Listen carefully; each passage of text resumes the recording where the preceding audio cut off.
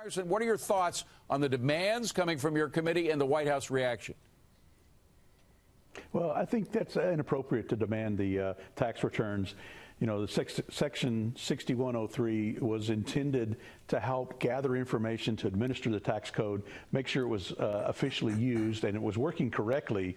It was never intended to be a witch hunt to go after any individual's tax returns, and that seems to be what's going on here. I wrote an op-ed back in December that it would be a terrible thing for the Democrats as they came into the House to start all these hearings and investigations instead of focusing on some of the good things we need to be doing. And at that time, Chairman Neal seemed to agree, but apparently the political base has pushed him to having to request for the tax returns now. Congressman, this feels to me like a summertime sequel called Mueller Report 2. I think if these tax forms see the light of day, people will find out that the president was not a Boy Scout on his taxes his whole life, and I don't think there's a voter in America who thinks he was.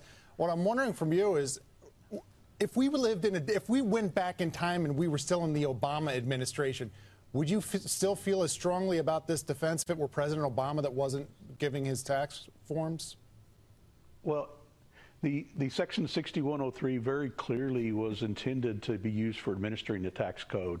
Now, the wording doesn't necessarily say that you can't exclude somebody's tax information, but it's used for example, when somebody's trying to analyze information, analyze quartiles of income and what taxes they're paying and percentages that may be paid for charitable contributions or deductions for taxes or mortgage interest. And those are appropriate uses of the code. But this is just really a witch hunt, is what it kind of seems like. And, you know, you mentioned the Mueller report, and it's kind of one of those things that they've been continuing investigating President Trump, and they don't want to take the truth for an answer and want to come up with a new version. And I would assume that on anybody's tax returns, they could come up with some way to say, well, he donated less to charity than somebody else did, or he used this business deduction and a lot of other people don't. And so there'll be just a ways to make a tax. But again, that never was the intent for the Section 6103.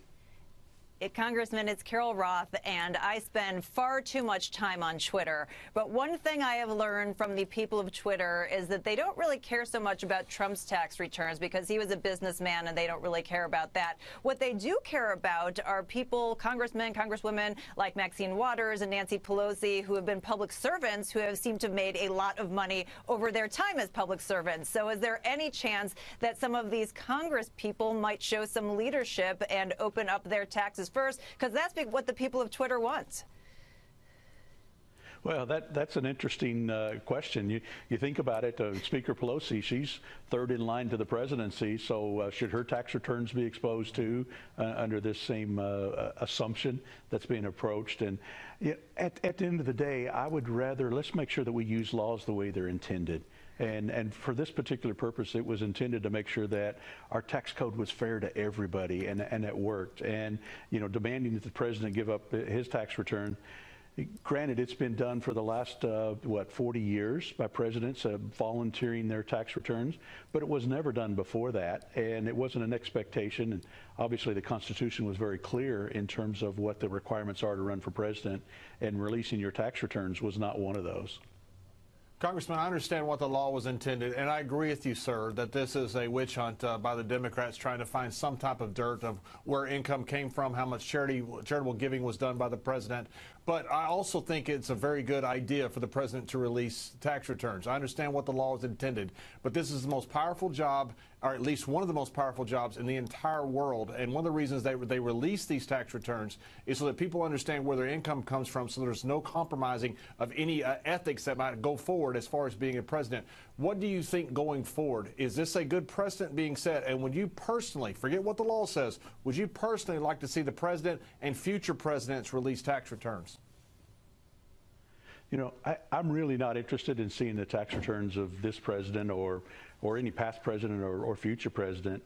I remember back when Bill Clinton was president, and his tax returns were released, and you know, there were media stories about how much he deducted for the underwear that he contributed to charity, and that's just not what we really need from the standpoint of how do we manage our tax returns.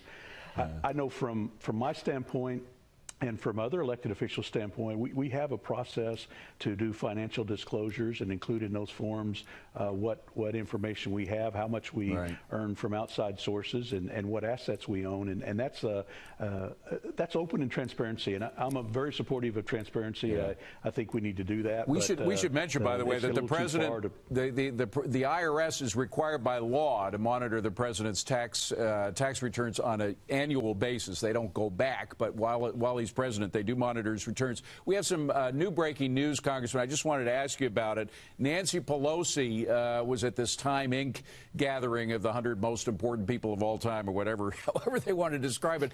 She said that in an question and answer period that she's going to be meeting with President Trump next week to talk about infrastructure. Now, a lot of people would think, you know, it's time Congress got around to dealing with legislation. Do you think that there's going to be anything done at all between Democrats and Republicans on infrastructure?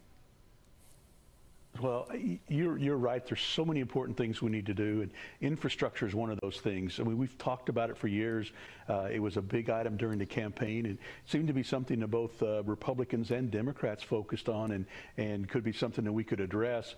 Obviously, there's lots of things there we need to do, whether it's roads and bridges, but also broadband and water and wastewater treatment facilities. There's a lot of things that we need to rebuild in this country, and we're seeing a lot of economic growth now, and we're showing that we need to make sure that infrastructure supports that.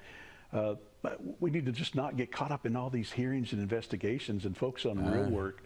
You know, yesterday the Social Security trustees presented their annual report and showing that we're going to run out in 2020. I know. We'll start paying more out than being received, and so that's an issue that we've got to address soon as well. Well, a lot of people don't expect to see a dime from their Social Security payments over the years. I'm one of them. I've got my money stowed away under my mattress for my old age. Congressman, great to see you. Thank you for coming in. Please come back and see us again. Appreciate it.